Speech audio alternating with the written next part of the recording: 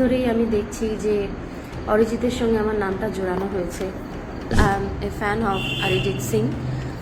ওর গানের আমি ভক্ত। অরিজিৎ কাকে বিয়ে করেছিল প্রথমে সেটা আমার জানার কোনো প্রয়োজনীয়তা নেই না, কিন্তু আমি ওর প্রথম পক্ষের বউ নই। নমস্কার, আমি রূপরেখা ব্যানার্জি। আমি ফেম গুরুকুল উইনার। সোনি টিভিতে অনুষ্ঠান হয়েছিল ফেম গুরুকুল। আমি ন্যাশনাল চ্যাম্পিয়ন এবং 10-15 বছর ধরে আপনাদের মনোরঞ্জন করে চলেছি গানের মাধ্যমে দেশে এবং বিদেশে। আজকে আমার এই লাইভটায় আসার একটা কারণ হচ্ছে, আমার নামে অনেক ফেক অ্যাকাউন্ট খোলা হচ্ছে, ফেক ফেসবুক পেজ খোলা হচ্ছে।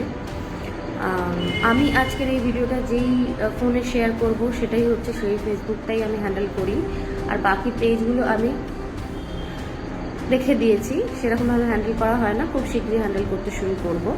কিন্তু কিছু ফেক পেজ তৈরি করা হচ্ছে এবং সেখানে আমার যাতাভাবে অপমান করা হচ্ছে। আমি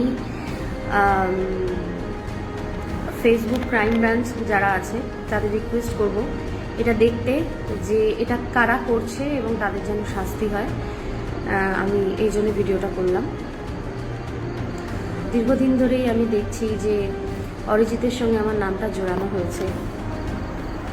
আমি প্রথমে গুরুত্ব দিইনি, কারণ সেলিব্রিটিদের সঙ্গে, যেহেতু আমিও ন্যাশনাল চ্যাম্পিয়ন ও অরিজিৎও একজন খুব বড় মাপের সিঙ্গার এখন, তো আমি গুরুত্ব দিইনি, কিন্তু দিনের পর দিন সেটা বেড়েই চলেছে।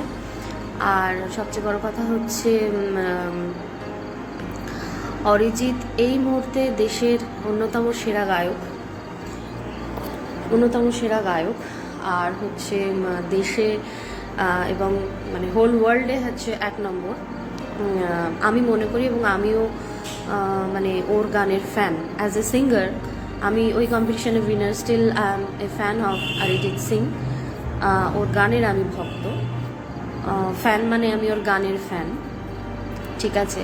তো এবার যেটা আমার মানে যেটা আমি বলার জন্য এসেছি সেটা হচ্ছে যে অরিজিৎ কাকে বিয়ে করেছিল প্রথমে সেটা আমার জানার কোনো প্রয়োজনীয়তা নেই, কারণ সেটা তার ব্যক্তিগত লাইফের ব্যাপার। আমি সেই ব্যাপারে একেবারে ইন্টারফেয়ার করতে চাই না, বলতেও চাই না। কিন্তু আমি ওর প্রথম পক্ষের বউ নই।